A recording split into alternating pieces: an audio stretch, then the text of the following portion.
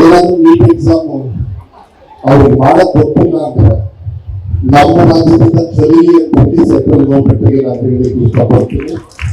ಯಾಕಂದ್ರೆ ಸಮಯನೂ ಇಲ್ಲ. ನಾವು ಮಕ್ಕಳಿಗೆ ಒಳ್ಳೇದಾಗ್ಲಿ ಅಂತ ಒಂದೇ ಎಕ್ಸಾಮ್ ಮಾಡಲಿಲ್ಲ, ನಾವು 3 ಎಕ್ಸಾಮ್ ಮಾಡಿ ತೋರಿಸಿದ್ವಿ, 2 ಎಕ್ಸಾಮ್ ಮಾಡಿ ತೋರಿಸಿದ್ವಿ.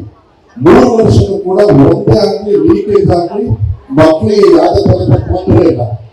ಕೇಂದ್ರ ಸರ್ಕಾರದ ಶಿಕ್ಷಣ ಸಚಿವರು ಹೇಳ್ತಾರೆ, ಇಲ್ಲ ನಾವು ಫೀಸ್ ತಗೊಳ್ಳೋದಿಲ್ಲ, ನಾವು ಅವರಿಗೆ ವಾಪಸ್ ಕೊಡ್ತೀವಿ ಅಂತ. ನಿಮ್ಮ ಹಣ ಯಾವನಿಗೆ ಬೇಕು? ಯಾಕೆಂದ್ರೆ ನಮ್ಮ ರಾಜ್ಯದಲ್ಲಿ ನಮ್ಮ ಸಿದ್ದರಾಮಯ್ಯ ಒಂದೊಂದು ಕುಟುಂಬಕ್ಕೂ ಕೂಡ 2,000 ರೂಪಾಯಿ ಹಾಕಿದ್ದಾರೆ. ನಿಮ್ಮ ಹಣ ಬೇಡ, ನಮಗೆ ಮಕ್ಕಳಿಗೆ ನ್ಯಾಯವನ್ನು ಕೊಡಬೇಕಾಗ್ತದೆ. ನ್ಯಾಯವನ್ನು ಕೊಡಬೇಕು ಅಂದ್ರೆ ಯಾರು ನಮ್ಮನ್ನ ಟೀಕಾ ಟಿಪ್ಪಣಿ ಮಾಡಿದ್ರು, ಇವತ್ತು ಅವರು ಈ 25 ಲಕ್ಷ ಮಕ್ಕಳ ಕಾಲಡಿಗೆ ನಿಲ್ಲಿಸಬೇಕಾಗುತ್ತೆ. ಯಾಕಂದ್ರೆ ಅವರ ಶಿಕ್ಷೆ ಇವತ್ತು ಅವರ ಮೇಲಿದೆ. ಏನಾದ್ರೂ ನಾವು ಒಂದೇ ಹೇಳ್ಬೇಕಾಗ್ತದೆ, ಇದು ಬರೀ ನಮಗೆ ದುಡ್ಡು ಕಮ್ಮಿ ಮಾಡಿದೀವಿ, ನಾವು ದುಡ್ಡು ವಾಪಸ್ ಕೊಟ್ಟಿದೀವಿ ಅಲ್ಲ.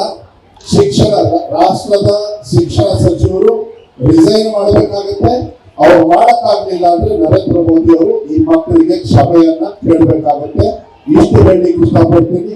ಇನ್ನು ವಿಚಾರಗಳೆಲ್ಲ ಬೇರೆಯವರೆಲ್ಲ ಮಾತಾಡಿದರೆ ನಾನೇನು ಹೇಳೋದಕ್ಕೆ ಹೋಗುದಿಲ್ಲ. ಇವತ್ತು ನಮ್ಮ ರಾಜ್ಯದಲ್ಲಿ ಮಕ್ಕಳಿಗೆ ಒಳ್ಳೆಯ ಶಿಕ್ಷಣವನ್ನು ಕೊಡತಕ್ಕಂಥ ದಾಖಲೆಯಲ್ಲಿ ನಮ್ಮ ಮಕ್ಕಳನ್ನ ದೇವಸ್ಥಾನದಲ್ಲಿ ಇಟ್ಟು ನಾವು ರಿಸಲ್ಟ್ ಕೂಡ ಪ್ರೂವ್ ಮಾಡಿದೀವಿ.